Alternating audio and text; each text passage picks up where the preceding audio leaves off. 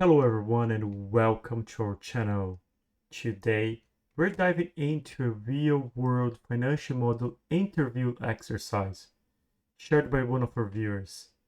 This viewer has participated in a job interview and was not very happy with his own performance.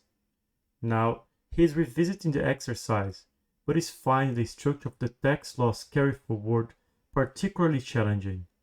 In this video, I will guide you through the process of setting up the tax loss carry forward structure. And in an upcoming video, I'm going to walk you through the entire exercise. Stay tuned and let's gonna get started. But before we get started, make sure to subscribe to the channel to receive a free LCOH model that I did a couple of videos ago. Check in the description below for instruction on how to receive it. And if you have any questions, just feel free to send me a message or an email. Now, let's gonna jump to the model. This is the model that the viewer was given. It seems to be quite straightforward. We have here the input sheet, then the construction, the operations sheet, the tax sheet, the financial stats, and the valuation sheet, where the candidate was asked to provide a recommendation on whether or not to proceed with the investment for this particular wind farm. Now, let's gonna jump to the tax sheet, because that's the purpose of the exercise today, to understand how to calculate the tax loss carry forward. And we're going to start by examining what we have in there. First, we have the timeline. And you can notice here that the first three columns of the timeline should represent the construction phase. And we can confirm that by going to the construction sheet and notice that on the construction sheet, the first date is the 1st of July 2023 and the last one is the 31st of December 2024. And if we go to the tax sheet, we can see that this is exactly the time range that we have, 1st of July 2023 and 31st of December 2024. From column H, we have the operations phase. And the first thing I notice in here is that each one of the operations period is made of 6 months period. Then, on the first row of the tax sheet, we have something that looks like a flag. And each one of the rows is incremented by 0.5. So I'm assuming here that the candidate or the employer is taking its count in each one of the periods of the operations phase. It is not clear because if you go to column A, particular A, cell A1, it's not written what that is. And this is the first error or mistake that I noticed. If you as a candidate is going to write something to the model, you have to mention what you account for. So you should have to add something here. I'm not going to take care of this right now because this is not the purpose of the video, but that's something you should keep in mind. Another thing to keep in mind is that I'm not going to check if the numbers are correct or not. I'm going to assume only that as the candidate, you are supposed to fill out every single cell with the orange background. So everything that is the white background, as I'm showing here, I'm going to assume is correct, even though these numbers are coming from other sheets where most likely the candidate had to perform some sort of calculations. Let's going to move on now. Now we can move on to really start understanding the structure on how the tax is being calculated. And the first thing we have is the revenues minus the OPEX, which is two rows, the wind turbine generator O&M costs, minus the other OPEX, pretty standard. Then we have the operating income before depreciation, that is calculated by adding the three items above it. That's very nice. This is also the EBITDA, the earnings before interest, tax, depreciation, and amortization. Then we have the depreciation, which is basically the first row in this sheet where the user needs to add information, right? Then the candidate calculates the operating profit as the difference between the operating income minus the depreciation. Next, the candidate has to come up with the financial charges, which is essentially the, let's gonna add here the interest. Sorry, let me just go back. Going to be the interest expense. Okay, so that's the interest expense. That's being calculated somewhere else, so I'm not checking whether this is correct or not. And then the candidate calculated the profit before tax as the difference between the operating profit minus the interest expense. Very nice. So basically we have gone through the whole structure, but I have a few comments to do here. If you notice in the first part of the tax computation, the model has given us, or is being calculated, the operating income as the sum of all the items above. And it can do it because the costs are negative. And I'm assuming here in the model that whenever you have a revenue or an inflow of cash to the project, there should be a positive number. And whenever you have a negative number or an outflow of cash from the project somewhere else, that should be a negative number. But the candidate came up with the depreciation and the financial charges as positive numbers. So there's an inconsistency here on the way the costs or outflow of cash is being added or manipulated in the model. I would have expected the candidate here to come up with negative numbers and then calculate the operating profit and the profit before tax as the sum of the two items, right? In the case of the profit before tax, it would be the sum of the operating tax plus the sum of the financial charges, right? So that's the way I would expect the candidate to come up with. Then I see a big mistake here. So this one here is a minor mistake. I would have discounted just a little bit. I would have approved the candidate if the candidate were able to complete or mostly complete the financial model, because this is a lack of retention. But there is one part of the second error that I could spot here that's a bigger mistake, which is to have million euros and kilo euros altogether. So the first rule is the following: whenever you're dealing with currencies, make sure you always have the currencies or the currency in the same unit. You have to have a very strong reason not to do so.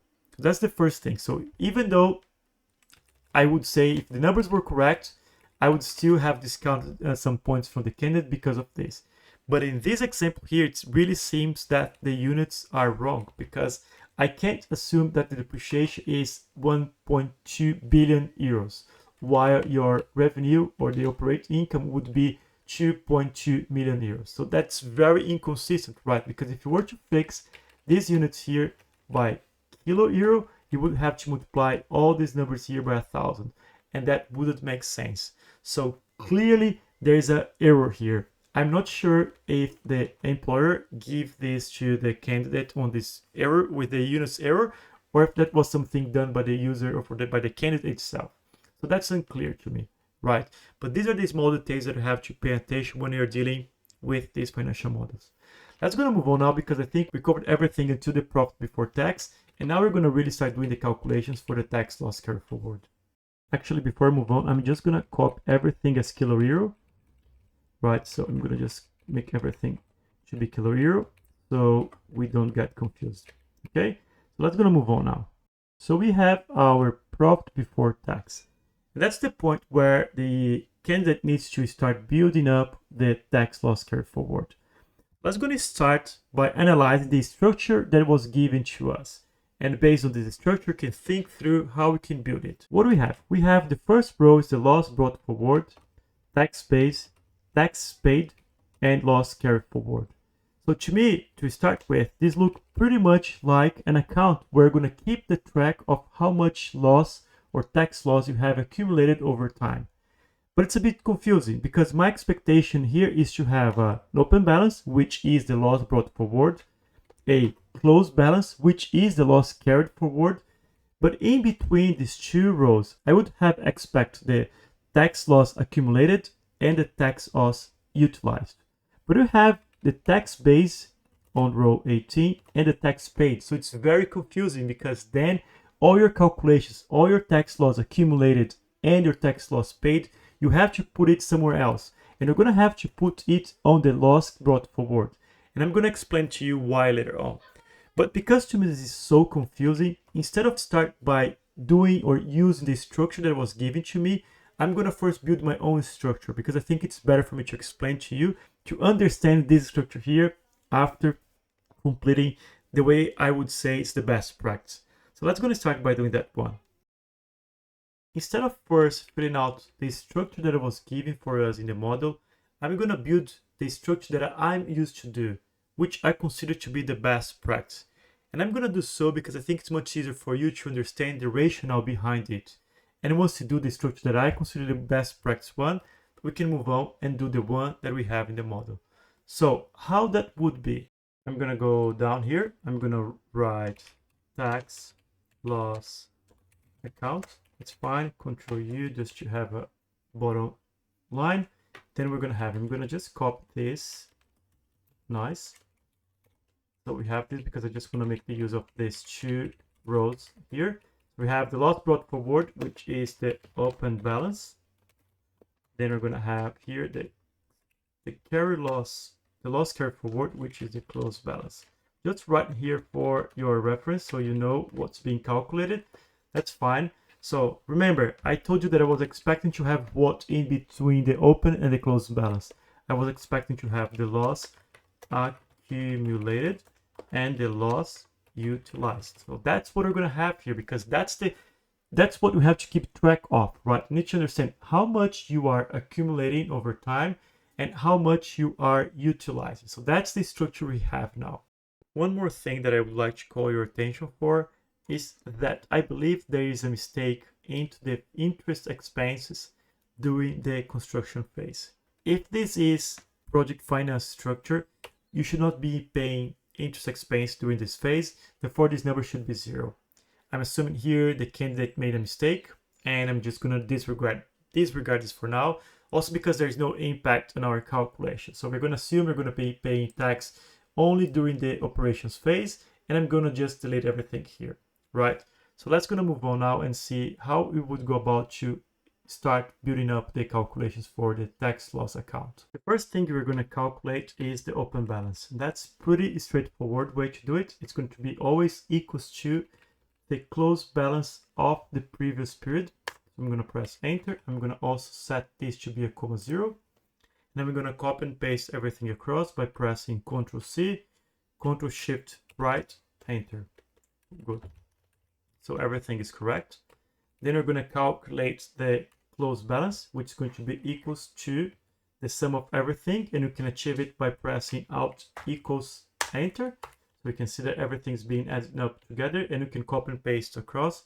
Ctrl C, Ctrl Shift right, enter, and we have everything being calculated properly.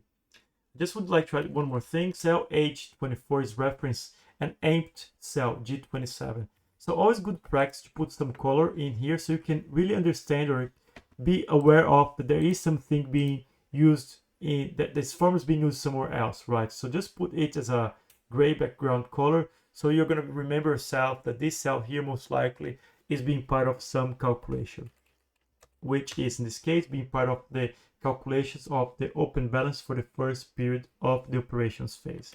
That's very nice. Let's going to go now to calculate the loss accumulated. Usually you're going to break this down into two distinctive phases or parts to come up with the full formula. So we have to first think, what is the accumulated loss? It is the loss that are being accumulated in our account as part of your profit before tax. So if your profit before tax is a negative number, you're going to save up this number here. Otherwise, it's going to be 0 because you have nothing to accumulate, right? So for instance, if you have a positive profit before tax, you should not accumulate it. You should either reduce your loss or do nothing or use it as your taxable income. So I'm going to go over here and I'm going to start by laying out the formula. So it's going to be equals to what? If this number here is less than 0, then we're going to have this number, otherwise it's going to be a 0. Cool. So we have a percentage. I'm just going to put comma 0. And there we go. We're accumulating this number, and I'm going to just copy and paste across so we can see what we have, right? So we are basically accumulating the loss that we are carrying forward, right? So we're having losses during the profit before tax, and we are accumulating them for now because we have not had any positive profitable period before tax. So we're just accumulating it, right? Here, I would like to call attention to another thing. First, I want to accumulate this loss in my account. So I want this number actually to be a positive number. So I'm going to multiply by -1 and copy everything across up to here. So this is the first thing I want to do, right? So I'm going to copy now and paste all the way down here. And that's what we have. Cool. And let's gonna check this is correct. Yeah, this is apparently correct, right? So we are accumulating our loss on tax up to the period where we have negative profitability, and then once it becomes positive, we are no longer accumulating it. That's good. So I just want to do another thing. I just want to click on this cell here and freeze the panel by pressing Alt WFF, because now if I go right and left, I can still see the first column. And the second one, I want to select this row and add a top border, which I can do by pressing Alt H, B, and P. Okay, just to give more clarity on what we're doing. Very nice. So actually, we did not have to break these calculations into two parts. We fixed everything using one party, but I think for the loss utilized, we're going to have to do it in two parts. Let's going to see now how to do it. We are going to start by understanding what we have to calculate. So tax utilized. Basically, we have to utilize our accumulated tax loss whenever our profit before tax is positive, right? So we are accumulating, then once we become profitable, we're going to reduce our tax loss until as long as we can offset the profit against our tax loss, we are not going to pay any tax. But once our tax loss has gone to zero, then we start paying the tax. So let's gonna see how we're gonna do it. So the first thing, I'm gonna go over here because this is the first period where we are profitable, and we have to reduce our accumulated loss. So we're gonna do it by saying equals to if this number is greater than zero, then we are gonna have this number, otherwise it's going to be zero. And because we are utilizing, now I want this number to be a negative, so I'm gonna multiply by -1.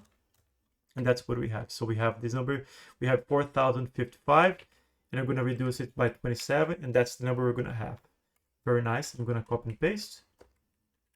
And we are reducing. So here we are reducing to the point where we have to overutilize our tax loss, right? We should not have -607 here. We should have 0 because we basically utilized all our tax loss. But how can we fix it? So how we can fix in a way so that we can achieve 0 here? That's going to give a think. What we have to think here is that the following. The number that we have to plug in here, we have to check the minimum or the lower number between these two numbers in here, right? Because if you plug here 153, you're going to have a negative close balance for our loss carry forward, which is not possible. So we have to get the minimum of whatever we have as profit and whatever we have as open balance in our tax loss account. So that's what I'm going to do now. I'm going to add this number over, let's say over here, and we have to fix these parts here. So what I'm going to do, the thing we have to add here is the minimum. I'm going to open parentheses of this number, comma, this number over here, and I'm going to close parentheses. I'm going to press enter. Fair enough. Now, instead of picking up the 153, we're picking up the 146, and it's returning 0 to us as tax utilized. I'm going to copy and paste across, and everything seems to be correct. Now I have to copy and paste everything to the left, and everything seems to be correct, and also have to copy and paste everything here. That's very nice. I just remember one more thing. There is a more elegant way for you to calculate this number here. The best way for you to do it is not to use an if statement. A more elegant way is to say equals what? You want to get the minimum between this number and 0, and then multiply by -1. And you're going to see that the result is exactly the same, right? Instead of using if, we can use the minimum, right? Actually, in this one here, we can also use something different. We can use the maximum, but it gets a bit confusing. I'm going to show you over here. Let me just copy. There's another way you can do it. I'm going to paste over here. It's not really, I don't really like it because you have to do two things. You have to have the max of what? The max of 0 and that number. Let me see if that works. Yes, I think that works, right? So yeah, you can have the max, but then you don't have to, you have to multiply by -1 also. So -1. So you can also use it with the max. See, so it's a bit more elegant, but I think that's more difficult for you to understand. I really prefer to have here only the minimum, right? So we have the minimum between -40 and 0. And here you have to use an if statement. I think it's much easier to understand this formula here than this one over here. Okay, so I'm going to delete it, but that's something to keep in the back of your mind. Always try to use elegant formulas and easier one to understand, right? So that's it. Let's gonna move on now to the next step, where we're gonna calculate the tax base, which is this row here, and the tax paid. Let me start calculating the tax base and tax paid. So I'm gonna go over here, I'm gonna paste here, I'm gonna also reference 25%. That's fine. So what's going to be our tax base? So what we're going to pay as tax? I think the best way for you to understand is by first asking, when do you pay tax? So you're going to only pay tax most likely when you have a profitability before tax, right? So that can be the first check you can do. So equals if what? If this number here is less than 0, then you don't pay anything. Otherwise, let's gonna put 1 for now, so we can just copy and paste across and see if our rationale is correct. So all these periods we don't pay anything because we have negative profitability, right? So this is correct. Let's gonna move on now and see what happens after. Should we be paying tax between these periods in here, right? And the answer is no. And why should you not be paying tax even though you have profitability in this period? It's because you have accumulated tax loss. So you don't need to pay it. So we have to add another condition here. And that condition is going to be the following. The easier way for you to do it is to check, or actually to do a sum of what? Of this number plus this number. And I'm gonna close parentheses and I'm gonna press enter. So you can see now, I'm just gonna copy and paste across over here. Let's see. So we don't pay anything here and we keep not paying. Why? Because we still have accumulated loss or tax loss. So we don't pay. What's happening here in the transition? That's quite interesting. So in the transition, we have 753 million euros in profitability before tax, but we only have 146 accumulated. So in a sense, we are actually paying the 606. That's going to be our tax base, the difference between whatever we have as profitability before tax minus whatever we have accumulated as tax loss. So that's correct. And then for the next periods, we're just going to copy and paste across. We should be calculating everything correctly because there is nothing that we should reduce from our tax to utilize because it's just 0. So this is basically correct. I just want to set this as comma 0. And just to make your life easier, one thing I'm going to do, I'm going to just go over here and say equals formula to text, and I'm going to reference this, and you can see what we have. And I can just delete this one here, and then you can calculate the tax base or the tax to be paid, which is very easy. It's going to be the multiplication between this number times this number, and I think I have to multiply by -1. But before that, I have to anchor properly the calculations. And here we go, and fair enough, I think our calculation is indeed correct. And that's the way I would do my tax loss calculation, right? So the account plus the tax base and tax paid. So you can see I clearly distinguish between what is my account, where I am accumulating and utilizing the tax loss, and where I calculate the tax base and the tax to be paid, right? Now that we have done it, let's gonna see how I would go about to fill out these numbers in here. Let's gonna go there. The first thing I'm gonna do is to basically delete what the candidate has done. And I'm gonna start on my own now. So let's see what we have. Loss brought forward. So we don't have the loss accumulated and we don't have the loss utilized. So everything needs to be calculated here. The way I'm gonna try to do is gonna say equals to the loss carried forward, which is always the case from the previous period. And my guess is that we have to add the profit before tax. I'm gonna copy, I'm gonna paste across, and yes, okay, that's okay. And what I'm gonna do now, I'm gonna just add all those things together by pressing Alt equals, enter, and I can see that it was accumulated here. Very nice. So I'm gonna copy and paste everything across. Let's see what we have. So we are accumulating, so which is correct, right? Because we need to accumulate all the way through. What I like is that the numbers are matching. So you can see this number matches with this one here. So this one and this one, this one and this one. Okay, that's good. And now we start having some profitability before tax, and we are basically reducing our account, which is correct, right? And also the number seems to be the same, which is pretty good. So apparently I get it right? So let's see. I think now I can already start calculating the tax base. So let's see how we're going to go about getting the tax base correct. I think for the tax base, it should be equals to what if, or I'm going to be more elegant, it's going to be the max of this number and 0. So I think that's basically it. So whenever we have these numbers here are negative, we don't pay anything, right? So here we don't pay, and here we pay 6.606, 607, so they should be the same.